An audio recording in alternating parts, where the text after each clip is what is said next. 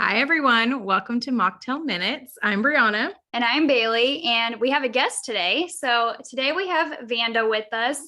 And before we introduce her, every Mocktail Minutes episode, we have a fun drink. So today I'm drinking Swoon, which I had one in a previous episode. It was just a different flavor. So it's still different, same product, different flavor. This one is actually not my favorite, but it's not terrible. I'm doing the pink lemonade one today. And I have Element Kombucha. You guys can't see it. There we go. Element Kombucha. It's from San Antonio. I got it at HEB. I don't love this one either. It's a lavender spearmint, which sounds like it would taste good, but it's not the best. But I did have their hibiscus one yesterday and it was really good. Yeah. We both picked really good drinks today, I guess. Yeah. Well, like I took a sip. I was like, this is not great. Yeah. Nothing against the companies because I do like other Swoon ones. Just this one's not my favorite. And that's okay. Might be your favorite. I don't know. Vanda, what are you drinking? Are you drinking anything? I do have a favorite with me. I've got it in my favorite cup. I've been obsessed recently with Jigsaw Health's new pickleball flavor, the blue raspberry. Can't stop, won't stop. It's my favorite. I've been seeing it because I need to like restock on Jigsaw. I'm like, would I like it? So maybe I'll try. It's so good. Yeah. Yeah, I've seen a lot on it too. So maybe we'll both try it for an episode coming up. All right. So Vanda, do you want to introduce yourself? Give us a little bit of information so our guests can get to know you a little bit. Sure. So I'm Vanda. I'm a women's health and hormone coach, work with clients all online virtually through my practice. My background is actually in nursing. I've been a nurse for 9 years here in just a few days. And through kind of my own struggles with hormones, I was on birth control for a long time, went off birth control, lost my period, was very concerned about that because I wasn't quite at the point in life where I wanted to get pregnant yet, but I was coming up on that. And it was obviously very concerning to me that I did not have a period. Brought that up to my doctors, and the only really result that they had for me, or the only suggestion they had for me, was to go back on birth control. And I was like, well, that doesn't really seem like the right thing to do, since I feel like that's part of what is causing me this issue. And I brought it up to my provider more than once and just continued to be so frustrated that all they would do for me, they didn't want to run lab work. They didn't want to do anything but put me back on birth control. So I just started doing my own research, came upon functional medicine, dug into that, and was like, wow, even as a nurse, this is a whole different way to think about healthcare, not just hormones, but just healthcare in general. And I really wanted to dig into that deeper because I just love that with functional medicine, you're finding a root cause for a problem and not just treating a symptom or a problem and kind of covering it up, but never really addressing like, why is this happening? So I got certified in functional medicine and decided that I wanted to help other women that were struggling with some of the same things that I was. So I opened my virtual practice. That is so exciting. What made you decide to be like, okay, I'm done with nursing and now I'm just going to go in with opening my own practice, basically? Well, so I do still work as a nurse in a certain capacity. I actually work as a nurse educator now.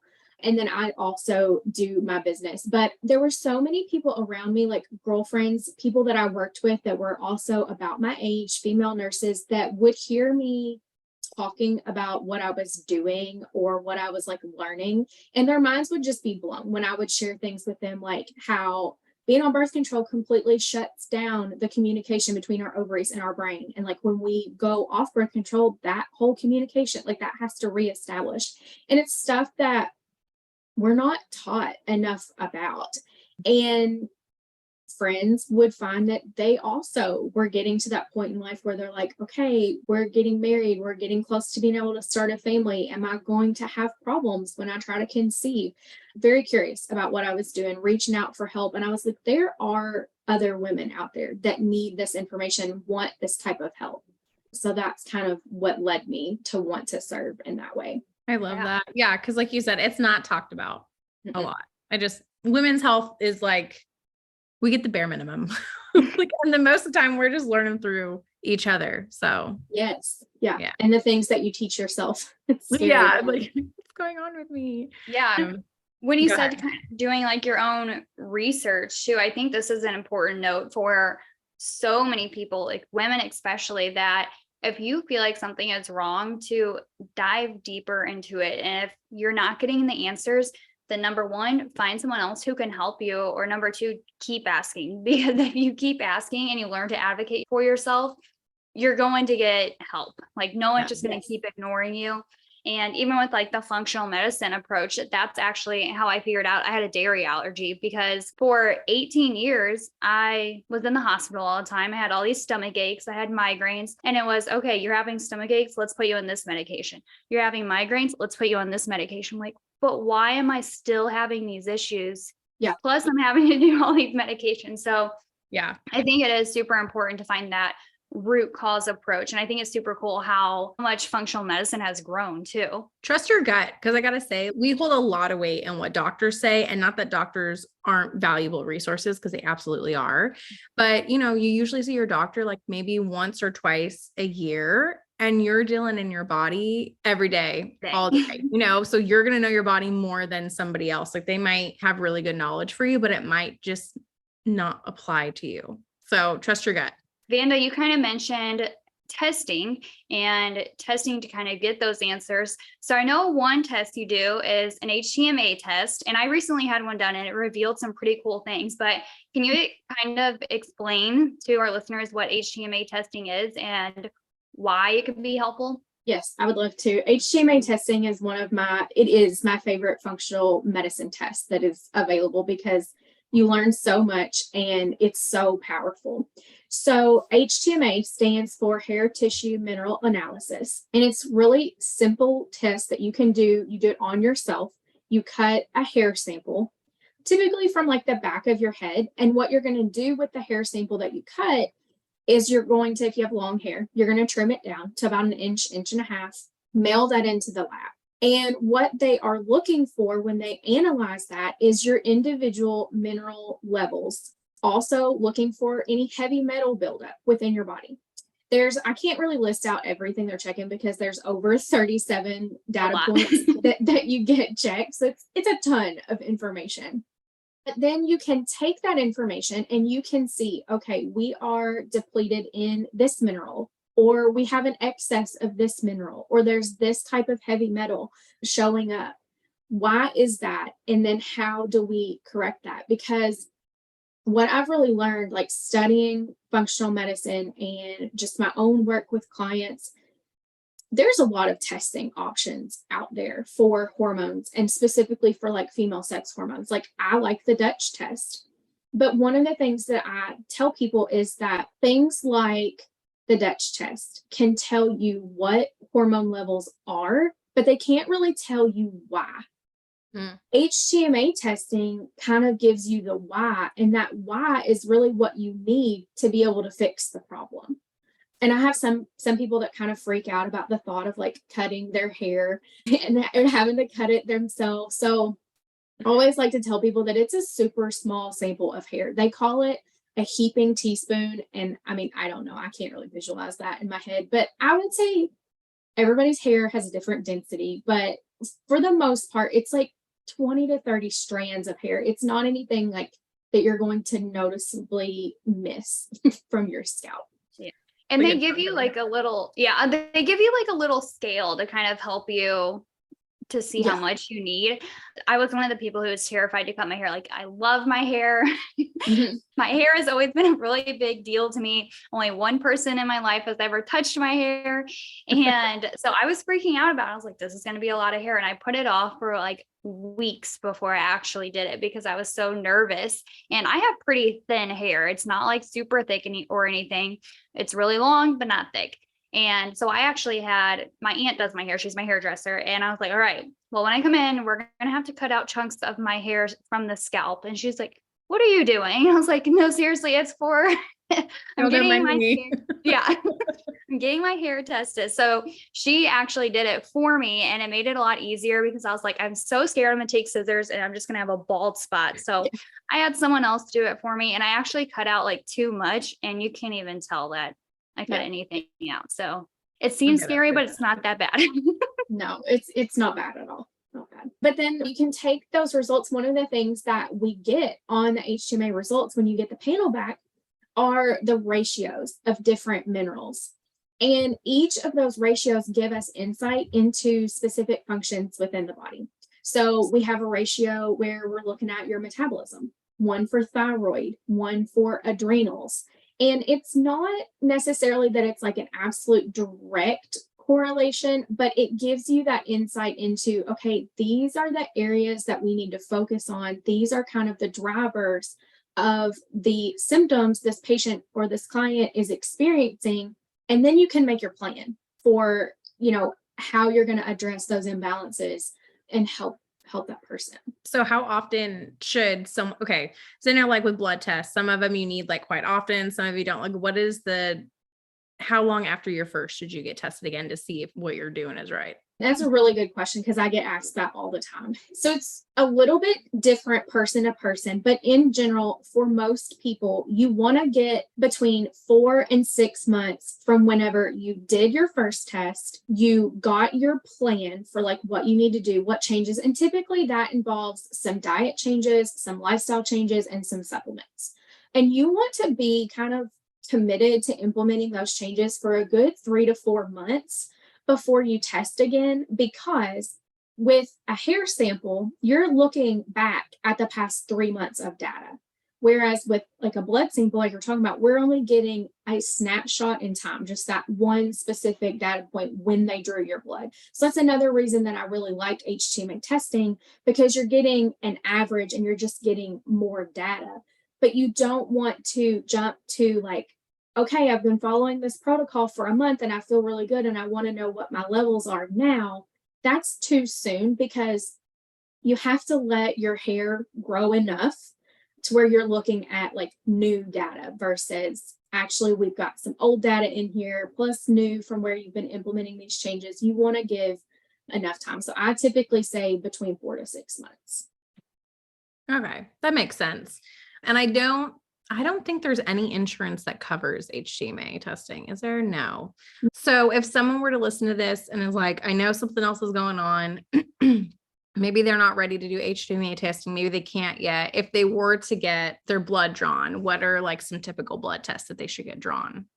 And why? Okay, so I love that you asked this, because there is a lot that we can learn from just basic blood work that typically, if you have health insurance, you can get it at least once a year. And the majority of things that I'm going to recommend are covered by insurance. Now, disclaimer on that, I can't guarantee what anybody else's insurance covers. Like, definitely check with your plan and your benefits. But lots of these things are very common and can be done once, if not twice a year.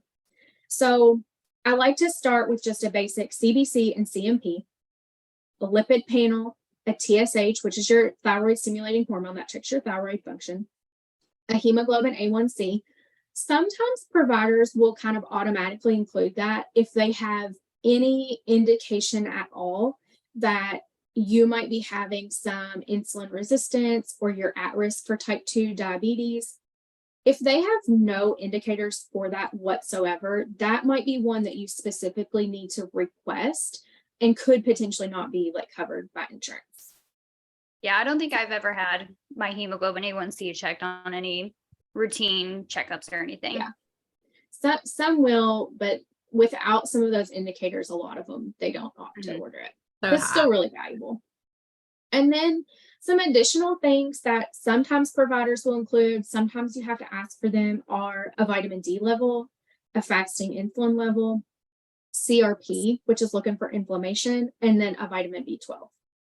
And that's just a really good place to start to get some data and give you some direction, and a great way to utilize what your insurance will cover. Because functional medicine is unfortunately not covered by insurance right now. I think we'll see that change in the coming years, but right now it's not super accessible to everybody. Right. Yeah. And I think the vitamin D and all these other vitamins too are important too, but vitamin D especially, because I feel like this is one that is so often blindly supplemented by just the general population, but it's a fat soluble vitamin. So it can build up in your system, and we want to make sure that you're actually deficient before we're just pumping ourselves up with like 10,000 IUs or something like that. Yeah.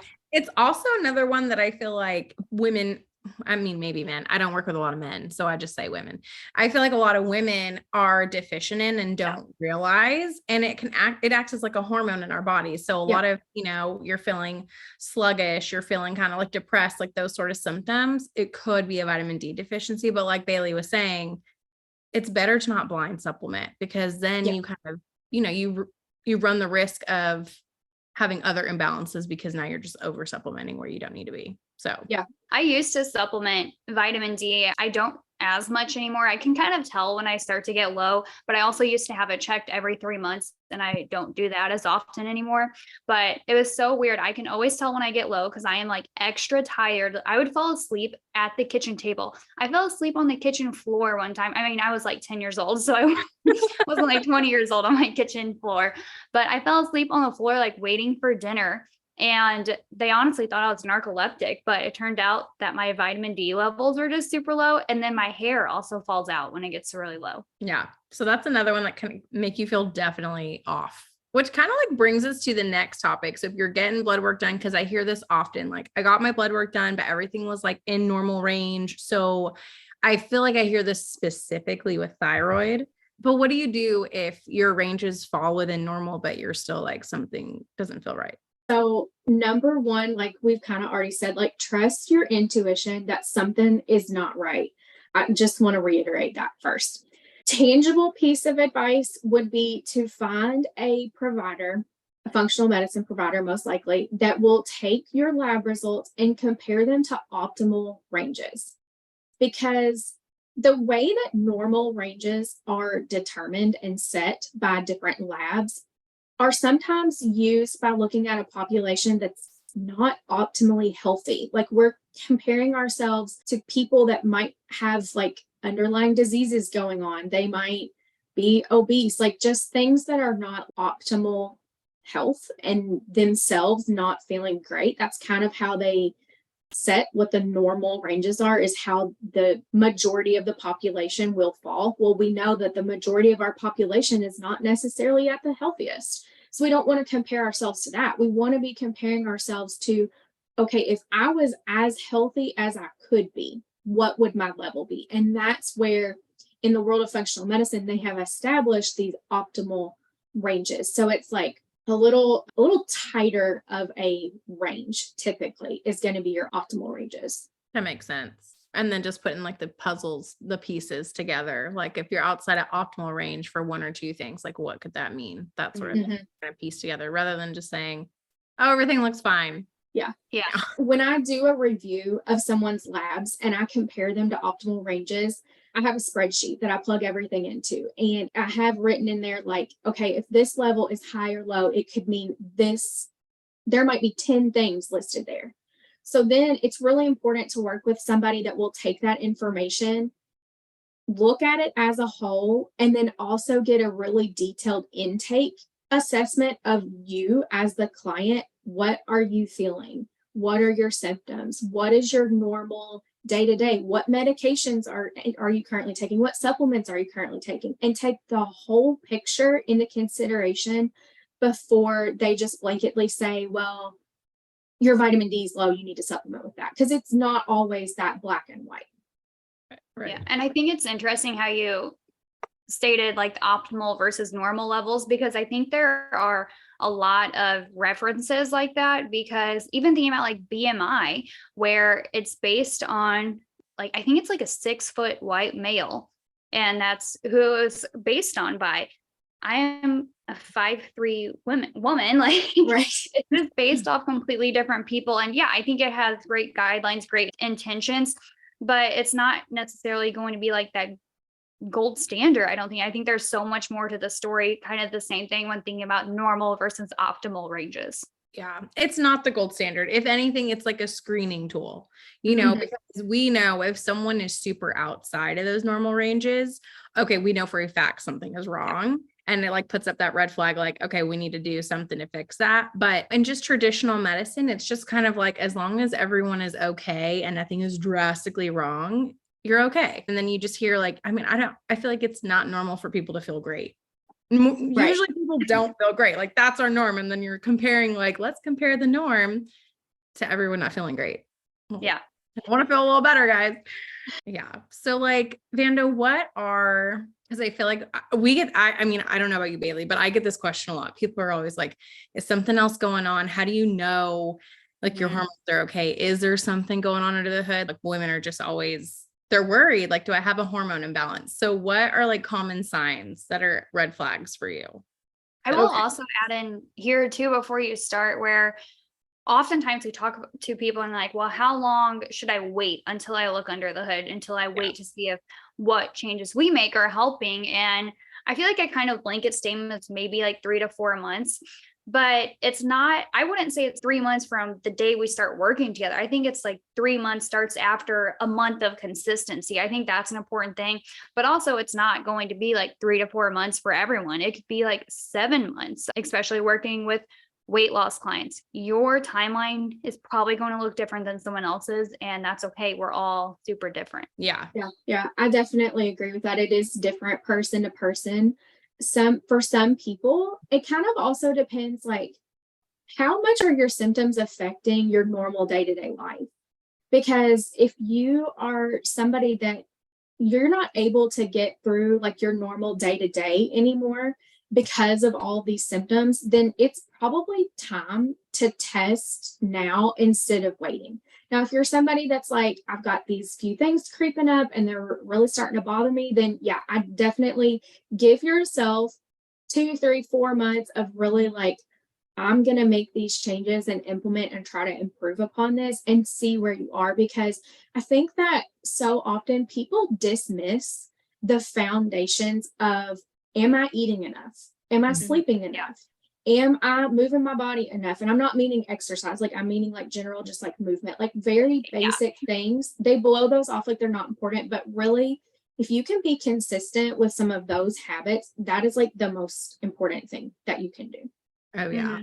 And I feel like it's the instant gratification thing. Like everybody wants to get to XYZ before taking care of ABC, you know, it's like, I see that with gut health too. And I feel like it's just super trendy, right? Like, let's like try these supplements, try this wellness thing. And everyone's like, oh, that's what I need. And then, you know, meanwhile, they're not sleeping, they're drinking every day. They live a super sedentary life. You know, their blood sugar is haywire. And they just think like, oh, this is what's wrong with me. I need this over here. And then meanwhile, like their basic needs aren't being met. And I don't think that's anyone's fault, because I don't think we're really taught like, hey, these are like really good habits and basic things you need to do to feel great. Like it's just not. Yeah. I think we tend to just kind of brush off the simple things too, because it seems they are too simple that, yeah, I could do those, but it's not really going to help anything. Not what it is. Yeah. Yeah. When I'm like, no, when you actually get at least 7 hours of sleep compared to 5, you are going to feel a lot better, even though it just seems like a really simple thing.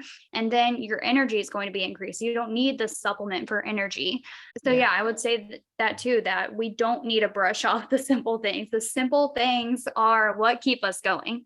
Well, and it's going to make, if something is, this is what I always tell clients, like if something is going on under the hood, it's going to make fixing that issue so much easier when you have your foundation set and everything is you're doing everything you can to make it be optimal. And then you add in like these supplements, this intervention, this like targeted therapy. It's going to work much better. And it's honestly going to save you a lot of time and money too. Like it is a lot of money.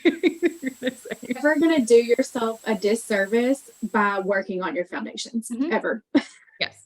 Yeah, you have to get those foundations down. That's why I tell everyone, like, before we're going to dive into all this supplementing, we're going to dive into all this testing, like, you have to know how to build a meal. You have to know how to manage everyday stressors. You have to be able to get some sleep in. And I understand like some people's sleep schedules may be off and maybe that's not a time to focus on it, but we have to get these foundations down. Otherwise, the extra things aren't going to mean that much. Yeah, which is what people want. And I get it. We got on a tangent there a little bit about the foundation. So I didn't answer the question. Common signs of an imbalance, and kind of like we alluded to, like when I run through these, a lot of times people are only thinking about their female sex hormones being imbalanced, but I'm talking about all your hormones. Mhm. not just your female sex hormones. So most of the time we're seeing things like low energy or really inconsistent energy. You might feel great one day and then like crap the next. PMS, that's disrupting your life. Periods that are disrupting your life. Either you're cramping so bad that you need to stay home from work, or you're bleeding so heavily that you don't feel comfortable, leaving the house. Low libido is a big one. Moodiness, or being like really irritated with things that would typically be like a small problem, but you're just like blowing up about something, and you even yourself, like, you recognize that, like, I'm having a really irrational response to this small thing, but I can't help it, kind of thing. Frequently feeling cold, or if you're someone that measures your basal body temperature, which is a great indicator, would highly recommend that to everybody. But if you notice that it's always low and you're not seeing good fluctuations in that, hair loss that goes beyond postpartum, sleep difficulties. So by that, I mean, it can kind of be one of two things. Either you're having a lot of trouble staying asleep, or you're having a lot of trouble falling asleep, or sometimes a combination of both. And then increased anxiety. Maybe you're somebody that really has never been anxious before, and all of a sudden you're having a lot of anxiety, or you've always been a little bit anxious, but were always able to kind of like control it, or it didn't really interfere with your life, but all of a sudden you're so anxious all the time. Those are really the big things. Yeah. And those are all horrible. Like, I feel Yeah, like none of that sounds fun. No. No one wants that. We don't want that. Let's make our bodies happy. Yeah. Okay. And I think when you're thinking about this list that you kind of just named off, like how you said before you started, that is, if it is something that is really weighing on your life, then yeah, maybe get testing sooner rather than later. I think that's important to know too, because yeah, we do give the blanket statement of waiting a few months, but if it is making your life miserable, like you're having to stay home from events or call off work, then I would say getting help sooner rather than later too. I think that as women, we're kind of taught, like, I guess this is just kind of our culture, that we have to push through. And especially for those of us that are moms, like, we're so busy trying to take care of everybody else that we ignore our own things. So a lot of times I have clients that come to me and they might have every single one of these symptoms, and they'll even acknowledge, like, yeah, I've been dealing with this for a long time, but I just wasn't doing anything about it, or I didn't know what to do, or I talked to my doctor, but they brushed me off. If you are somebody that is experiencing a lot of those things, take the time to care for yourself and invest in figuring out, like, what is really driving these symptoms for me, what's causing this. Mm-hmm. Yeah, if we don't start taking care of these things, that's when we get burnout. And that's when we just keep going down this never ending pathway because we just didn't handle it in the first place. We went through that stage of we just have to tough it out. We have kids to care for, we have a job to do. Yes, we have to do these things, but it's like the saying goes, you can't pour from an empty cup. That's very hard to do. Got to put on your oxygen mask first. Yes. Yeah. And I absolutely. think it's such a good point, because women do get in that cycle, and then we get really down on ourselves. Like, we can't do everything that so-and-so is doing. Oh my gosh, how does so-and-so have 4 kids and she's able to have a career and she's able to do this, and she's showing up at like the PTA meeting with like homemade, gluten-free, dairy-free muffins, and like, what's going on? And her husband are going on date night, and you're over here like, it's me, it's just me. And and really it's probably not. It's probably use it, don't torture yourself. One of the biggest pieces of advice that I could give right now to anyone, it's something that I've really had to take for myself lately, is to stop comparing yourself to what everyone else is doing. Yeah. We all have different lives. And I mean, I've had some messages where people are like, well, I can't do a walk in the middle of the day like you do, or I can't go to the gym during lunch like you do. I'm like, okay, well, don't. When does it work for your life? So yeah, I think one of the best pieces of advice that I actually have taken recently is to just stop comparing yourself to what other people are doing. We all have different lifestyles. We have different jobs. We have different family dynamics. There's so many differences. And you really are doing yourself a disservice when we're like, I just want to do whatever this other person is doing because it looks so great. you have no idea what's going on behind the scenes. Yeah. Or thinking like, if I do exactly what that person is doing, then I'm going to feel how that person is feeling. We do that a lot on social media. We don't actually really know how that person is feeling. And like you said, we're all different. So we could eat the same way, move the same way, take the exact same supplements and still feel and be completely different from that person. So it's really figuring out yourself, connecting to your body and seeing what you need to do. Vanda, for those listening who are like, okay, I think I need to do HTMA testing, but maybe they just want to come with like a right now takeaway from this. What are some things they could do right now for their hormones? And then we'll talk about how they would be able to reach out to you for this testing. Okay. So if you are just like, I want to do something right now to start on these foundations, I have kind of 3 things that I blanketly like recommend. This is where you start. First, examine what you're having for breakfast. In America, we eat a lot of sugary things for breakfast. We have a lot of carby things for breakfast, and it starts our day off on the wrong foot when we do that. So I encourage people to seek protein at breakfast, get some healthy fat and some fiber in there. I typically recommend between 25 and 30 grams of protein to start the day.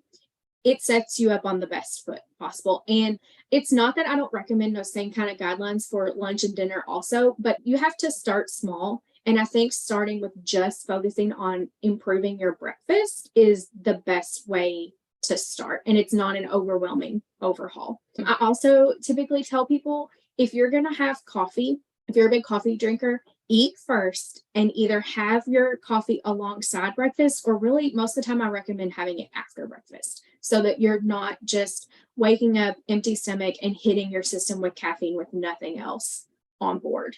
So that'd be number 1. The second thing that I would say would be to start supporting your minerals. I haven't met a client yet that doesn't need mineral support. And I am a big proponent of not randomly supplementing. So I don't mean that, but there are really good electrolyte replacement drink mixes, drink options out there now. I love Jigsaw Health, either the pickleball brand that I'm drinking today. Their Electrolyte Supreme is a good option. Limit, the LMNT brand, that's a pretty good one. Just be mindful, it has a lot of sodium.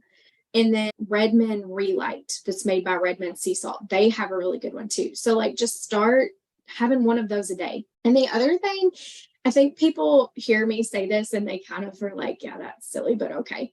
Get out into nature for 20 minutes a day. And if you're like, I don't have 20 minutes in my day, Vanda, just start small. Start with 5 minutes. 5 minutes. But connecting to energy and just being out in the natural sunlight, unfiltered, hearing the birds chirp around us, it's really good for our nervous system. And just also, before we record this podcast, I was listening to a training on something else, and they were talking about how doing grounding, which if you don't really know what that is, it's basically just like standing outside barefoot in the grass, but that helps really connect us back to our feminine energy. So that would be I know I feel better when I go outside. I haven't gotten into the grounding yet. I have super sensitive feet. So even when I walk on concrete, I'm just like tiptoeing. I'm like, oh, this hurts so bad. Like every groove, I feel like I can feel in there. Like maybe if I start in really soft grass and I can work my way up. I think I've accidentally just been grounding like my whole life. I just never wore shoes. So I'm like the opposite. Like, oh, I've been grounding. No, I'm like always wearing shoes, even inside my house, which it drives my boyfriend crazy. I wear shoes all day long. Yeah. My husband wears shoes all day long. Like I feel more productive if I have shoes on, my feet don't hurt, and it just makes my life easier. So you're ready to go.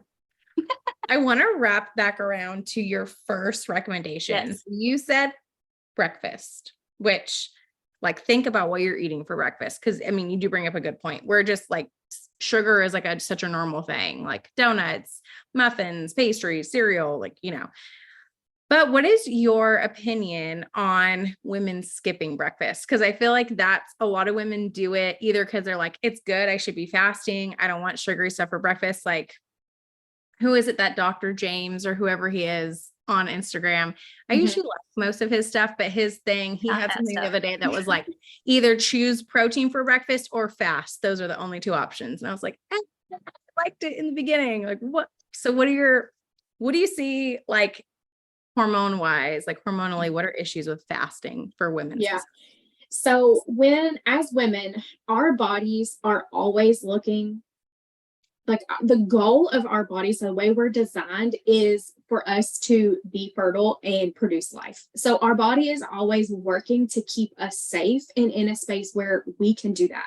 So when women fast beyond 12 hours, and for some people, it really depends on like your specific health and like where your minerals are, what your state is. Sometimes 12 hours is too much, even, but definitely past that point for pretty much anybody is going to be too much. It's going to push your body into a sense of starvation. Like your body can't figure out, are we choosing to not eat or are we not eating because there's literally not food available? And that just comes back to like our primal instincts. So your body will start hanging on to fat, slowing processes like your metabolism down. It stops prioritizing the production or the balance of your sex hormones because it's like, we got to keep her alive. We're not worried about being fertile today. We've just got to survive.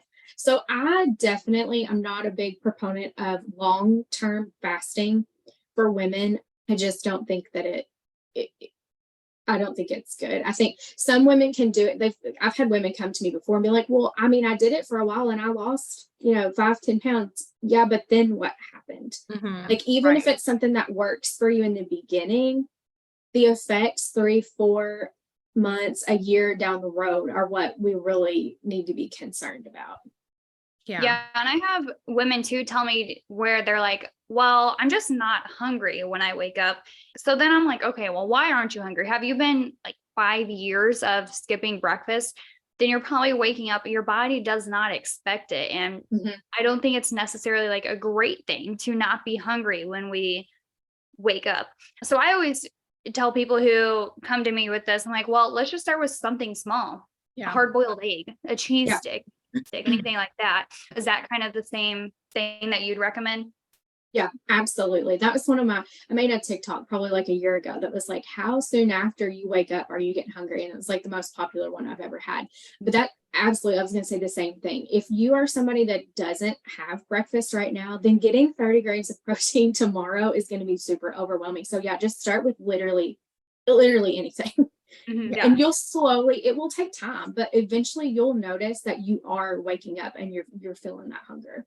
Yeah. I tell women that's a red flag. If you are going overnight fasting, 12 hours fasting, 13, 14, and you are not feeling hungry, like that's not great, and I think we're just taught, oh, it's so good to not have an appetite. And so a lot of women are like, oh, lucky me. Like, I'm just not hungry in the morning. Like, I'm just going to go. And then, it catches up to them. And then, I can go on the tangent of why people eat at night so much. Like every single episode, I can link it back to it somehow. But Other episode idea. like women are like, oh, I have no willpower around food, but then they don't start eating food till 10, 11, 12 o'clock during the day. Part of it too, I feel like can be in the mornings where if you are running through your mornings so rushed and then you're like, yeah, I wasn't hungry, so I just didn't have breakfast. Well, probably because you woke up, you knew you had 30 minutes to get out of your house, get to work. And now you're just literally running off adrenaline and cortisol trying to run out the door. So So your body, your appetite because you're in the fight moment, and then you drink coffee, which suppresses your appetite and prolongs cortisol. Like it's a vicious thing.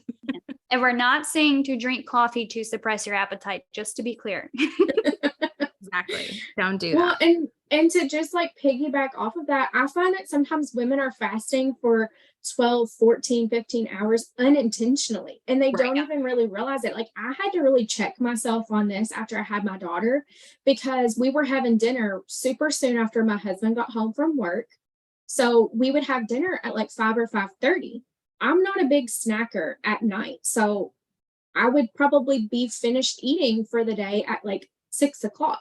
Well, then the next morning I get up at 5. I've got to, get ready, get out the door. It would be like 7:30, 8 o'clock before I was having breakfast. And by no means was I intentionally going that long without eating. I just didn't even realize that I was pushing it to that point. Mm. And I find a lot of people that come to me, they're like, yeah, I actually like sat down and thought about when I eat supper and when I eat breakfast, and it's way more than 12 hours, and they make adjustments and Yeah. see some good results from that. That's the first question I ask clients when they're like, what about intermittent fasting? Because it comes up all the time. And I'm like, odds are you're doing it right now. And they're like, Yeah. I'm like, think about it. What time are you done with dinner? And then what time do you eat breakfast? I'm like, oh, wow. Like you're doing a 15-hour fast every day. Has it worked for you? Nope. But people just don't realize. And so I think that is important to bring up, like, really think about how long am I going without breakfast, or, how long am I fasting? Like, am I hurting my hormones that way without even realizing it? So that's how I grew up too, where we usually ate dinner by like 4 or 4:30 because my parents, they both kind of ate lunch around 10 or 11. So when they got off work around 3 or so, we had dinner by 4 or 4:30, especially when my sister and I were in sports. Like we had to have an early dinner or dinner was not happening. And so we always had an early dinner too. And as I grew up, I was like, well, now I'm hungry at night. It makes sense. So when we did have those early dinners, I think that's also an okay point to add in kind of those later night snacks, not to be like a piece of cake or something, but adding a good quality snack so you're not fasting for a super long period of time when you're eating that early. yeah. Yeah, absolutely. All right. Well, these are some really good tips. And I know so many women need to hear this, and you offered some great explanations. And also, just to reiterate, 3 things for you to work on literally today or tomorrow if you already have breakfast. So rethinking your breakfast, focusing on protein, adding in a daily mineral drink, and then 20 minutes outside daily. Try and get those in. Tag us when you get them in. We love to see you guys implementing what we share on the podcast. So you can tag me at New Crew Nutrition, Brianna at the Mom and Nutritionist, and then Vanda, do you want to tell everyone where they can find you? Yeah, absolutely. So I'm on Instagram the most. I'm at Wellness with Vanda. I do have a blog, and it's under a different name. It's theaubreyfam.com, because I post like some personal family stuff there too. But Instagram is the place that I hang out the most. So definitely come find me there. Tag me in those stories. I would love to see it. Yeah. And then we're also going to be including a couple of resources in our little episode. So you can be sure to look for those. Vanda, what are you having to share? So yeah, there's 3 things. The first one is the blood labs list that I went through earlier in the show, and it's expanded on that just a little bit. I also include, if you're specifically concerned about your female sex hormones, there's a list of things to request for there with some call outs, because some of those need to be collected like on a certain day in your cycle. There's some specific things if you're concerned about low iron, and then a more expanded thyroid panel. If you do suspect low thyroid or your TSH comes back high or low, some additional things to ask for there. The other thing that I'm sharing is a hormone imbalance quiz. So it kind of just has you evaluate how many of those signs and symptoms we went through are you having, and some guidance, some more specific guidance on how you can address that. And then the last thing is just a blog post that I wrote about HTMA testing that goes a little deeper than what we did today on just like, what is it, who needs it, how's it useful? Awesome. Yeah. So we'll make sure that we include those in the show notes, and then you can find Vanda on Instagram at Wellness with Vanda. Check her out. Thank you guys so much. Yes. Thanks for coming on. We were excited to have you. Yeah, and we'll see the rest of you guys next week with a new topic. All right. Talk Bye. soon. Guys.